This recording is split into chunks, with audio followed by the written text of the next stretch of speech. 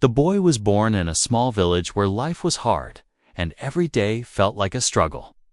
His house was made of mud walls and a roof that leaked when it rained. His clothes were always old, handed down from others. And he often went to bed hungry, but inside his heart lived something bigger than hunger. Something brighter than poverty. He carried a dream that gave him strength. And that dream was music from the moment he could walk. He would stop near street performers, listening to the sound of drums and flutes. His eyes would shine and his heart would beat with the rhythm. He had no toys like other children, but he found joy in banging old tin cans, whistling through broken bottles, or strumming a piece of wire tied to wood. While others laughed, he only smiled, because to him, every sound was music. His parents were kind, but poor. They worked in fields. Sometimes all day under the burning sun, they could not afford real instruments. Not even a small one. Yet the boy never complained. Instead, he created his own. He once found a broken guitar near a trash pile. Strings were missing, the wood was cracked. But he held it close as if it was treasure at night, while others slept. He sat under the dim light of a candle. Trying to make tunes from that broken guitar, his fingers hurt, but he kept playing. Many people in the village thought he was wasting time. They told him music would never fill his stomach. Some laughed at him when they saw him humming songs while carrying water or working in the fields. "Look at the poor boy dreaming like a king," they mocked. But the boy never stopped. He believed music was not just sound. It was feeling, it was hope, it was life itself, every morning. When the birds sang outside his window, he would try to copy their sound.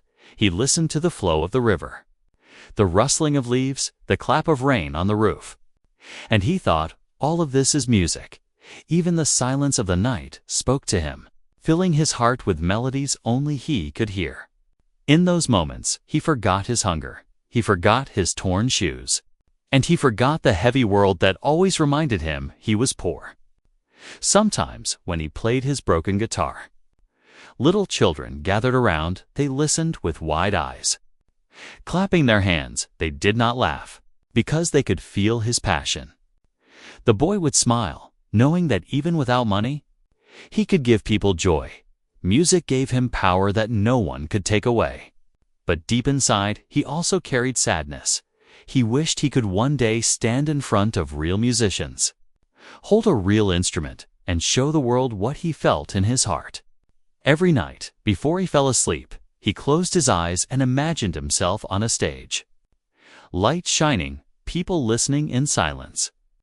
He imagined them not laughing at his poverty, but admiring his music. The world, however, was not kind.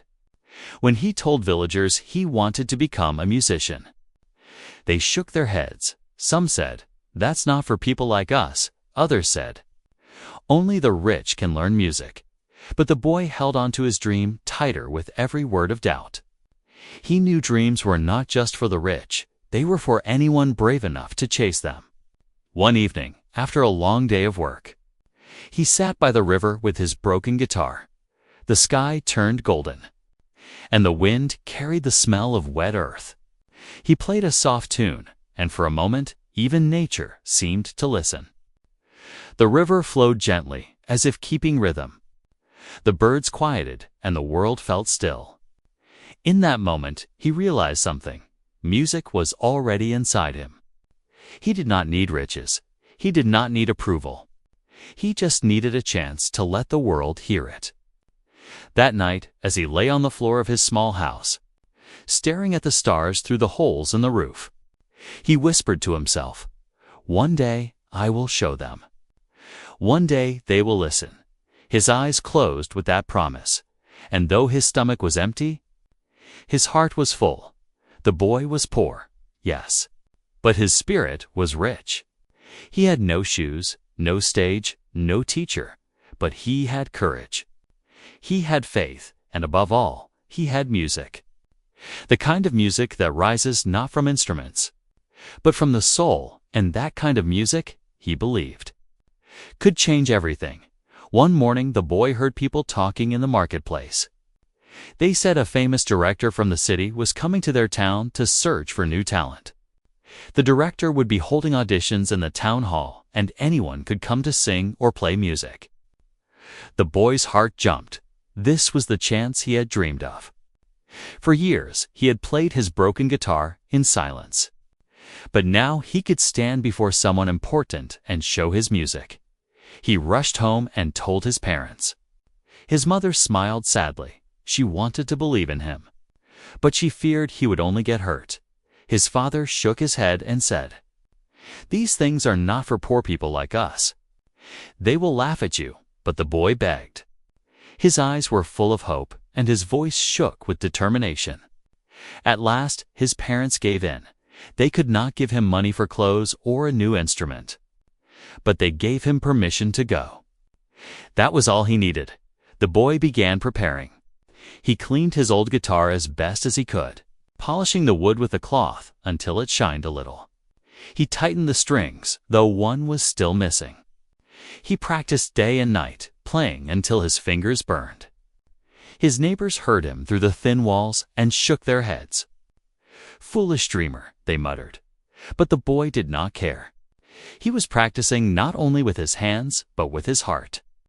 As the day of the audition grew closer, the whole town buzzed with excitement. Other children and young men were also preparing. Some had real instruments, shiny and expensive. Some wore fine clothes, pressed and neat. The boy watched them from a distance. Feeling both nervous and excited, he had nothing compared to them. But he told himself that true music did not come from fine clothes or golden instruments. True music came from the soul on the morning of the audition. The boy woke before the sun. He had barely slept the night before. He dressed in his cleanest clothes, though they were still patched and faded. He held his guitar tightly and whispered to it, "Today we will show them." Then he walked toward the town hall, his bare feet raising little clouds of dust. When he reached the hall, he saw a long line of hopefuls waiting outside. Some were laughing with friends, others humming their songs. The boy stood quietly at the end of the line. His heart pounded. He looked down at his guitar. The cracks on the wood, the missing string. And for a moment, doubt crept in. But then he remembered the river, the birds, the nights he had played until his fingers bled. He told himself, "This music is real, and today they will hear it inside the hall." The director sat on a chair like a king. She was a strict woman, known for her sharp tongue. Beside her sat assistants writing notes. The air was heavy, and every contestant felt nervous as they walked in. Some sang beautifully, some played loudly, some made mistakes. The director watched with cold eyes, sometimes nodding, sometimes shaking her head. Finally, the boy's turn came. His name was called, and he walked slowly to the stage. The lights were bright, and the room felt huge. He clutched his guitar. His clothes looked shabby compared to the fine suits and dresses of those before him. The director raised her eyebrows when she saw him. She glanced at his guitar and gave a small laugh. "Next," she said, as if he was not even worth a try. The assistants chuckled too, and the people in the audience whispered. Some even laughed openly. "Look at him," someone said. "He doesn't belong here." The boy felt his cheeks burn. His legs trembled, but instead of turning back, he took a step forward. His voice cracked but steady. He said, "Please, let me play." The director leaned back in her chair. Folding her arms, "That's not music," she mocked. "That is trash." The boy's hands tightened around his guitar. His heart ached, but he refused to leave. "Give me one chance," he begged. His voice carried so much sincerity that even the assistants looked at him differently. The hall went quiet for a moment. The director sighed. Rolling her eyes, "Fine, play. But don't waste my time," she snapped. The boy nodded. He closed his eyes, took a deep breath, and placed his fingers on the strings. The hall was still filled with whispers, but in his heart, He knew this was the moment he had waited for all his life. He remembered every night he had spent practicing in the dark. Every morning he had woken to the sound of birds and tried to copy their song. He remembered the laughter of children when he played for them, and the mocking words of neighbors who told him to stop dreaming. All of that poured into his hands as he prepared to play. The audience leaned back. Expecting to laugh at him again, the director smirked, sure that he would embarrass himself. But the boy was ready. His music was not just sound. It was his story, his struggle, his soul. And in the next moment, he would begin to show them something they had never expected. Something that would leave even the director silent. The boy stood on the stage with his old guitar clutched tightly in his hands. His chest rose and fell quickly as he tried to calm his breath. The bright lights above him made it hard to see the faces in the audience, but he could feel their eyes staring at him. The whispers had not stopped. People were still laughing quietly, pointing at his torn clothes and the cracked guitar. He felt smaller and smaller, but he refused to walk away. The director leaned forward in her chair. Her lips curled into a smirk. She tapped her pen against the table. Impatient, her assistants looked at each other. Already writing notes, some of them didn't even bother to look up. They believed this boy had nothing to offer. The director finally said, "Well, are you going to play or stand there wasting my time?" Her voice was sharp. Filled with sarcasm, the boy swallowed hard, his throat dry. He wanted to speak, to explain, but no words came out. When he lifted his guitar and touched the strings, a sharp twang echoed through the hall. It was not smooth or polished like the other contestants' instruments. It sounded raw, broken, and strange.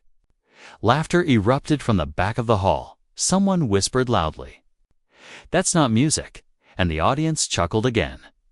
The director laughed as well, shaking her head. "Pathetic," she muttered under her breath. The boy's cheeks burned red. His hands trembled. For a moment, he thought about running off the stage, leaving the hall, and never coming back. He imagined the comfort of hiding in his small house, away from these cruel eyes. But then another memory flashed before him, the children of his village clapping for him. The sound of the river playing like a drum. The birds singing at sunrise. All those moments told him one thing. Music was more than a perfect sound. It was a feeling, and he had that feeling inside him. He pressed his fingers firmly on the strings again. This time, he strummed slowly, carefully. A few people still laughed. But he did not let it break his spirit. He closed his eyes and let himself sink into the memory of his nights under the stars, when he played softly to forget hunger. He thought about the candlelight flickering beside him as he whispered new tunes into the darkness. He remembered his promise to himself that one day the world would hear his music. But the director was not impressed. She leaned back in her chair and called out, "Enough, boy. Stop embarrassing yourself. That is not music, it's noise." Her voice echoed through the hall like a whip. The laughter grew louder again. The boy opened his eyes and looked straight at her. For the first time, his fear turned into courage. With a voice that shook but carried strength, he said, "Please, just one chance. Let me finish my song." The director's eyebrows lifted in surprise. No one had ever dared to speak to her like that. For a moment, she stared at him, silent, then she laughed coldly. "You are stubborn, aren't you?" she said. Her assistants grinned, expecting the boy to fail even worse. Finally, she waved her hand dismissively. "Fine play. Show us your so-called music. Let's end this quickly." The hall grew silent again. Though the silence was not kind, it was heavy with doubt and judgment. The boy could feel the weight of it pressing against him. Yet deep inside, a small flame burned stronger. He thought of his mother's worried smile, his father's tired eyes, the villagers' mocking voices, and the way the little children in his village had looked at him with wonder.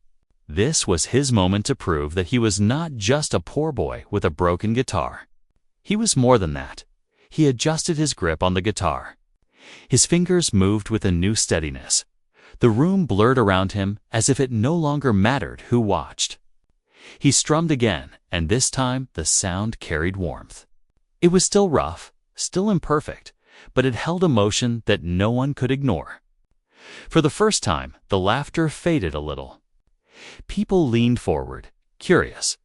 The boy's heart began to beat with the rhythm of his song. And he forgot the mockery. He was no longer playing for the director, or the assistants, or the crowd. He was playing for himself. The director tapped her fingers on the table, her smile fading slowly. She had expected him to break down, to run away crying, but instead she saw something in his eyes. Determination, passion, and fire. She did not like it, but she could not deny it. The boy continued to play, pouring every piece of his soul into the strings. He remembered the pain of hunger, the loneliness of being mocked, the long nights dreaming of this very moment. All of it flowed out through his music. His hands no longer shook. His voice rose softly with the tune. Trembling but honest, the hall grew quieter. Even the people who had laughed began to listen, though the director had said, "That's not music." The boy was proving her wrong with every note. His song was not polished, not perfect, but it was alive. It was real. It was the sound of a heart refusing to give up, and as his song carried across the hall, even those who had mocked him could feel something stirring inside. The poor boy, humiliated and dismissed, had taken the first step to turn mockery into silence. And though the director still sat with crossed arms, a shadow of doubt flickered across her face. She was not ready to admit it, but deep inside, she was beginning to realize this boy might be more than she had thought. The boy stood in the middle of the stage, holding his guitar like it was a part of his body. His heart was beating fast, but his eyes were steady now. He had already been laughed at, mocked, and told to leave. But he was still there. That meant something. It meant he was stronger than the doubt around him. He looked at the director again, her arms still crossed, her face cold and proud. She had not clapped, not even smiled. She had said, "That's not music," and waited for him to fail. But the boy had not failed. He had played through the fear, through the shame, through the noise of their laughter, and now a few people in the audience had stopped whispering. Some had even leaned forward to listen. He took a deep breath and began playing once more. This time, his fingers moved more confidently. The melody was simple, but it was beautiful. It didn't have the shine of trained music, but it had something more. It had truth.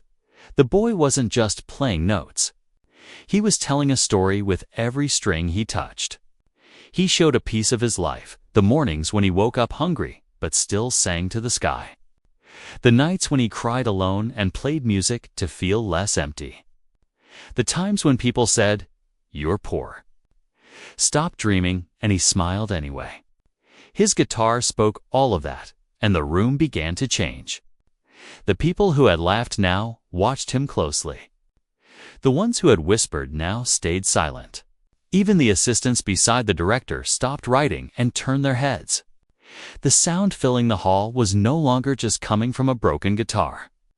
It was coming from the heart of a boy who had nothing but gave everything. The director sat up straighter. Her fingers stopped tapping. She didn't say a word, but her eyes were now fixed on the boy. She had seen many performers in her life, trained artists with perfect pitch and polished smiles. But this was different. This was real. She hated to admit it. But something about the boy's music made her feel something she hadn't felt in years: surprise. But the boy didn't notice her. He wasn't playing for her approval anymore. He had made a decision in his heart. Even if she rejected him, he would not stop. He had already faced the worst. What more could they take from him as he played? His mind drifted back to his village, He saw the small faces of the children who used to gather around him, clapping their hands, dancing to his songs. He remembered the smile of the old shopkeeper who once gave him a free string for his guitar, saying, "You have something special, boy. Don't lose it." He remembered the sadness in his mother's eyes when she saw his hands covered in cuts from playing too much, and how she still whispered, "Follow your music." Even if it hurts, all those memories poured into his music. They gave it color, shape, and soul. The audience felt it too. They may not have known his story, but they could hear it. That's the magic of real music. It speaks without words. It touches people where nothing else can. Then, something unexpected happened. A young woman in the front row wiped a tear from her cheek. A man in the back nodded slowly, as if he understood every emotion the boy was pouring into the song. Even a small child, sitting beside his mother, whispered, "Mama." He plays like he's telling a story. The boy's fingers ached. But he didn't stop. He played until the last note hung in the air like a soft whisper. And when he finally lowered his guitar, there was silence, not the cold silence of doubt, but the heavy silence of people who had just seen something they didn't expect. The director looked at the boy. Her face unreadable. She didn't clap, not yet. She didn't smile, not yet, but her eyes had changed. There was no more mockery in them, only thought. She saw now that this boy was not just another poor child hoping for a miracle. He was the miracle. His music had no training, no polish, but it had power. The boy bowed his head slightly and took a small step back. Waiting, he didn't expect praise. He didn't expect applause. He just wanted a chance. That's all he ever wanted. A real chance. A man in the second row began clapping slowly. Then someone else joined. Soon, the whole hall filled with applause. Not loud and wild, but warm and deep. The kind of clapping that means respect. The director still didn't clap, but she didn't stop them either. She leaned forward and said softly, "Come back tomorrow." The boy looked up, confused. "What?" he asked. The director's voice was calm now. "Serious," I said. "Come back tomorrow. I want to hear you again." The boy didn't smile. Not yet. He just nodded and quietly walked off the stage. His heart was beating fast again, but this time it wasn't fear. It was hope. A small seed that had been buried deep inside him was now growing. He hadn't won yet, but he had done something more powerful. He had made them listen, and for a boy who came from nothing, that meant everything. The next morning, the boy woke up before the sun rose. His eyes opened to the sound of birds outside his small window. And for a moment, he thought maybe the day before had been a dream. But then he looked at his guitar, lying next to him on the floor, and remembered everything. The stage, the lights, the mocking voices. And then the silence that followed his song. Most of all, he remembered the director's words. Come back tomorrow. He had never been invited back to anything before. His whole life had been full of closed doors and people saying no, but now, for the first time, someone had said, "Come back," even if she hadn't smiled. Even if her voice had been cold, that single sentence gave him a new kind of energy. He sat up and quickly got ready. He wore the same old clothes, but he cleaned them again and tried to smooth the wrinkles. His mother touched his cheek and gave him a soft smile. She didn't say much, but her eyes were full of silent prayers. His father stood near the doorway, arms crossed. But this time he didn't stop him from going. That was his way of saying he believed in him, just a little. The boy picked up his guitar and walked toward the town hall. The road felt different this time. People who had laughed at him 2 days ago now looked at him with quiet curiosity. Some even nodded, a few smiled. One old man said, "Play well today, son," and the boy nodded back with surprise. When he reached the hall, the line was shorter. Only a few performers remained for the second round. All of them had good instruments and wore nice clothes. They whispered to each other and looked at him with raised eyebrows. His guitar still had a crack, and his shoes were still torn, but he didn't care anymore. He had come too far to turn back. Inside, the hall was quieter. The director was already sitting in her chair. Flipping through papers, she didn't look up when he entered. Her assistants were checking lists, setting up microphones. One of them pointed toward the stage and said, "You can begin when ready." The boy walked up, his footsteps echoing in the silent room. He stood on the same spot where he had been humiliated just a day ago. But it didn't feel scary this time. It felt like home. He looked at his guitar, took a deep breath, and started playing, this time. There was no laughter, no mocking voices. The first note that came from his guitar was soft and deep. It floated through the room like a breeze. His fingers moved with calm confidence, and his eyes stayed closed. He wasn't thinking about the director, or the assistants, or the people watching. He was thinking about music. Just music. He played a song he had never played for anyone before. A tune he had made during one of his loneliest nights, when he sat under the stars and cried quietly. It was a song full of pain and hope, of silence and strength. It didn't have fancy chords or perfect rhythm, but it had soul as he played. The director slowly looked up from her papers. Her eyes narrowed, and she leaned forward. One of the assistants stopped writing and just stared. The room was filled with a kind of silence that wasn't empty. It was listening. When the boy sang, his voice was soft at first. But then it grew louder, richer. He sang about things he had never told anyone.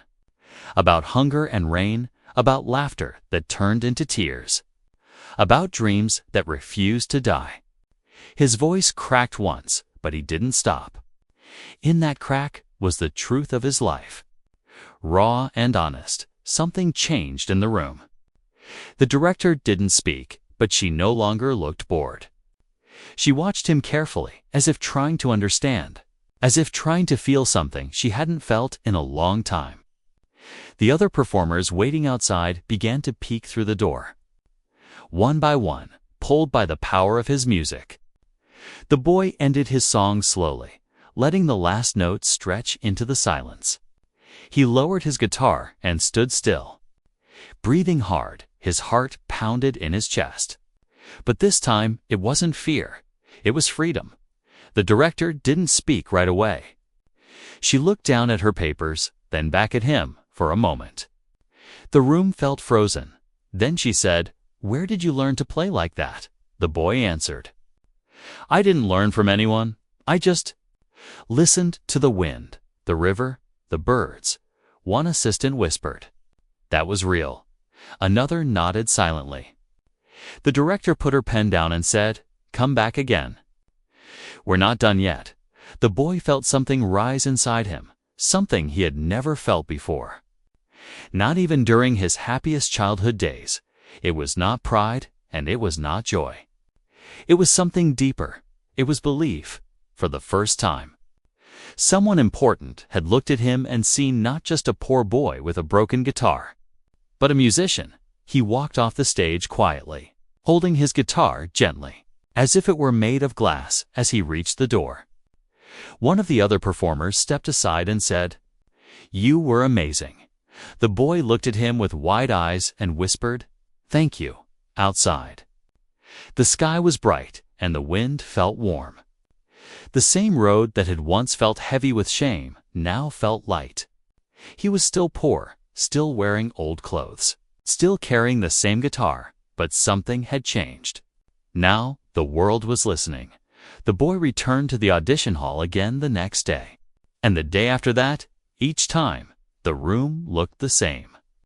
But something inside him kept changing. He was no longer afraid of the lights, or the stage, or the people watching him. He was becoming stronger. His hands still shook sometimes. But his music didn't. It had grown deeper, fuller, more alive. The director watched him closely now. She no longer laughed or mocked him. She asked questions after each performance. Why did you choose this song? What were you feeling when you played that note at first? The boy struggled to answer. He had never thought of music like that. He had only played what his heart told him, but now? The director was teaching him how to shape his feelings, how to guide them into every string. Every word, other performers came and went. Some had strong voices, some had perfect training. They wore clean clothes and had shiny instruments. But something was missing in their songs. Their music was like a painting without a story. Beautiful, but empty. The boy's music, on the other hand, was messy, but it was real. It made people feel something. Still, the journey wasn't easy. There were days when the boy played and nothing sounded right. Days when his voice cracked too early or his fingers slipped on the strings. The director would frown, sometimes shake her head and say, "You're not feeling it today," and that would hurt. The boy would nod and go home with heavy steps. On those nights, he sat by the river again, watching the moonlight on the water. He played softly to the wind, asking himself, "Am I good enough? Do I really belong here?" The fear of failure came back sometimes, like an old shadow that never fully went away. One evening, after a long, difficult day, he sat on the steps outside the hall. His guitar rested on his lap and his face looked tired. The director came outside quietly, holding her notebook in her hand. She sat beside him without saying anything for a while. Then she asked, "Do you want to give up?" The boy looked at her. Surprised, "No," he replied, "but some days I feel like I should." She nodded slowly. "That's how I know you'll go far," she said. People who never doubt themselves never grow. The ones who question, who cry, who fall, they learn more. They rise stronger. He looked down at his guitar, touched the strings gently. "I want to make music that people remember," he said. "Music that means something." The director gave a small smile. "Then keep playing," she said. "Even on the bad days, even when no one claps. That's when it matters most." After that talk, something inside the boy changed again. He still had bad days, but he didn't run from them. He faced them. He played even when the notes felt wrong, even when the melody didn't flow, because he knew he was still learning. More people started coming to the hall to watch the rehearsals. Word had spread about the poor boy with the broken guitar. People said his music made them cry, made them smile, made them remember things they had forgotten one day. A music teacher from another town visited and listened to him play. After the performance, she stood up and clapped. "You don't play music," she said. "You live it." Those words stayed with him. He repeated them in his mind every night. They became a promise, a seed of belief that kept growing inside him. But one day, something unexpected happened. During a rehearsal, one of the guitar strings snapped while he was playing. The sound broke the moment, and the room fell silent. The boy froze, his hands shaking again. He looked at the guitar, his oldest friend, now silent in his arms. The director stood up and walked toward him. For a second, the boy feared she would be angry, that she would say his instrument was useless. But she didn't. Instead, she looked at him and said, "Play without it." He blinked. "Confused how?" he asked. "With your voice," she said. "With your heart." So he closed his eyes and began to sing. Number guitar, no backup, just his voice. It wasn't perfect, but it was pure. It was the voice of a boy who had faced hunger, pain, laughter, and rejection, and had kept singing anyway. When he finished, the room was still again. But this silence felt warm. Like the quiet after rain, the director nodded once and whispered, "Now you're ready." The boy didn't fully understand what she meant, but her words lit something in his chest. He had reached a place he never thought he could. Not because he was the best, not because he had the finest tools, but because he refused to stop. He had found his music not in comfort, but in struggle, not in perfection, but in truth, and now, for the first time, he believed not just in his dream, but in himself. The big day arrived. The one the boy had waited for all his life. The final performance, the last chance to show what he was made of. The hall was larger than before, filled with more people than he had ever seen in one place. Important guests were seated in the front rows: producers, teachers, directors, and other musicians. The director, who once laughed at him, now stood near the stage, serious and quiet. She had trained him, shaped him, and watched him grow. But today, he would stand alone. Backstage, the boy held his guitar tightly. His fingers brushed the strings softly, checking their tune. The crack on the body of the guitar was still there, but now it felt like a part of his story, a reminder of where he had started. He wore the same clothes, but they were cleaned and pressed. His hair was combed neatly, and his eyes held something new: quiet confidence. He could hear the audience talking, laughing, waiting. He could hear the footsteps of the performer before him echoing across the stage when that performance ended. Polite claps followed, then silence returned. And someone called out his name. The boy took a deep breath and stepped into the light. The stage looked bigger than he remembered. The lights were bright, but he wasn't scared of them anymore. He walked to the center, holding his guitar close. He looked at the crowd and felt their eyes on him. Some faces looked curious, others doubtful. A few recognized him as the poor boy who once got laughed off the stage. They waited, unsure of what to expect, in the front row. The director sat with her arms resting on her lap. Her eyes didn't smile, but they watched him carefully. There was no mocking in her face, only focus. The boy didn't speak. He didn't introduce himself. He just closed his eyes and placed his fingers on the strings. And then he began to play. The first note was soft, gentle, like a whisper carried on the wind, then another and another, until the hall was filled with a melody that seemed to come from another world. It wasn't loud, it wasn't perfect, but it was alive. Every note told a story of long nights and cold mornings, of hunger, of pain, of dreams too big for the world to understand. His music spoke of all the days he had sat by the river alone, all the times he had been told to quit, all the times he had chosen to keep going. The audience fell completely silent. Even the ones who had been talking earlier were now sitting still. Some leaned forward without realizing it. Others held their breath, afraid that even the smallest sound might break the magic. Then the boy sang. His voice was soft at first, but strong. It carried emotion that couldn't be taught in any school. He wasn't singing to impress. He was singing to be heard, to be understood. He sang about a child who had nothing but a dream, about how the world had tried to crush that dream and how he had held on to it anyway. He sang with tears hidden in his voice, with fire hidden behind every word. Somewhere in the middle of the song, a strange thing happened. The director's eyes slowly filled with tears. She blinked and looked away for a second, as if trying to hide it. The same woman who once laughed at him now sat silently. Unable to say a word, one by one, people in the audience began wiping their eyes. They weren't just listening to music, they were feeling it, remembering their own struggles, their own dreams, their own battles.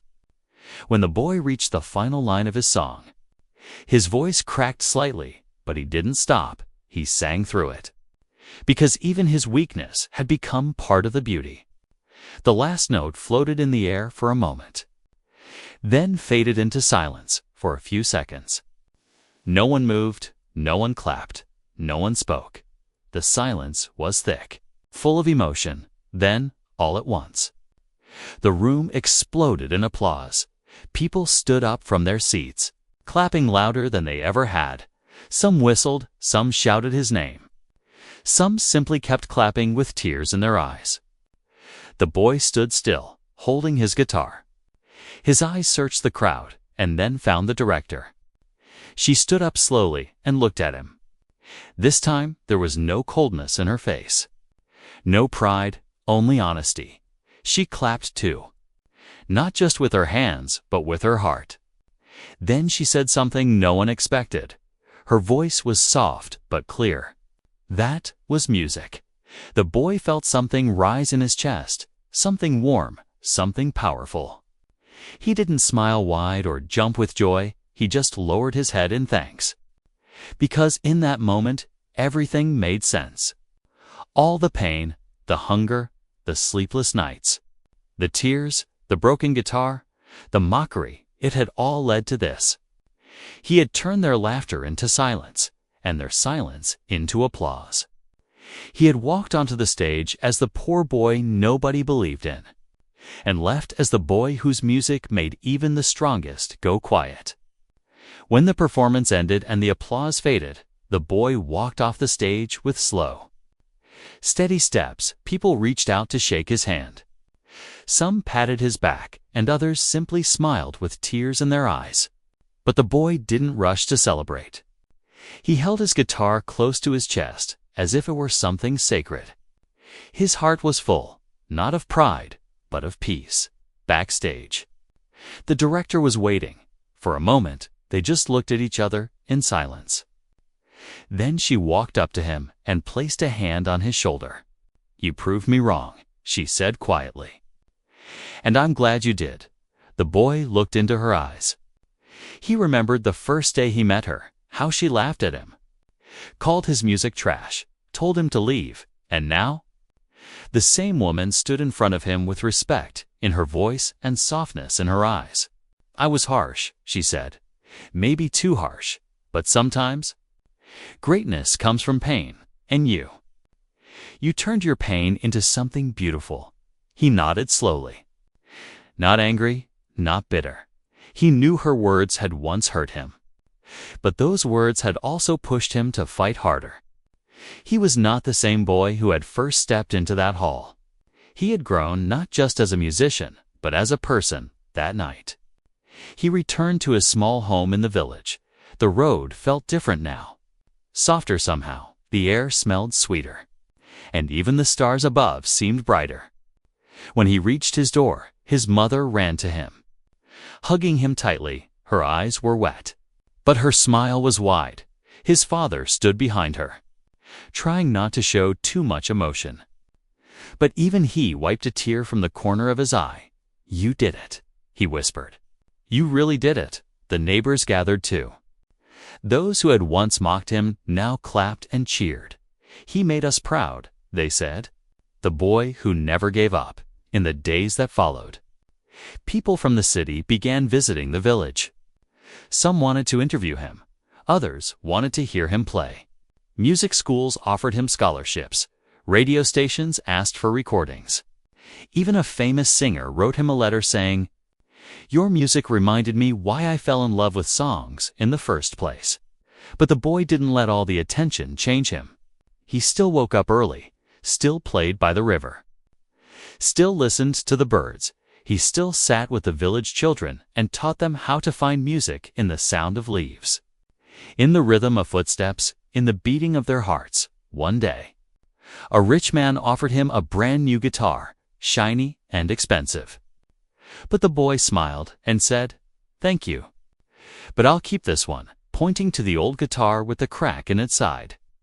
"This guitar has my story inside it." The director visited him once more. This time, not as a teacher, but as a guest. She sat with his family, ate their simple food, and listened to him play under the open sky. After his song ended, she said, "I've worked with many artists, trained many voices, but yours is different. You didn't just learn music. You lived it." He looked at her and replied, "Music saved me when nothing else could. That's why I respect it. I never play just to be heard. I play to be felt." Time passed, but the boy's story didn't fade. People continued to talk about the poor boy who turned silence into sound, who made a room full of strangers feel something real. He became more than just a performer. He became a symbol of hope. A reminder that even the smallest voice can echo loudly when filled with truth. One evening, as the sun set over the village, the boy sat alone by the river. He played a soft tune, simple and sweet, his eyes closed, his fingers dancing on the strings. He wasn't playing for applause or fame. He was playing for the wind, the sky, the stars, just like he used to when no one was listening. Because deep in his heart, he knew something important. Real music isn't made on grand stages or with perfect instruments. Real music is born in quiet places, in quiet hearts. It lives in pain, in dreams, in hope, and when shared with love. It can touch even the coldest soul. And that was the boy's greatest victory, not the applause, not the respect, not even the director's praise. His greatest victory was that he stayed true to himself. He came from nothing, yet gave the world something unforgettable. And the music, his music, played on.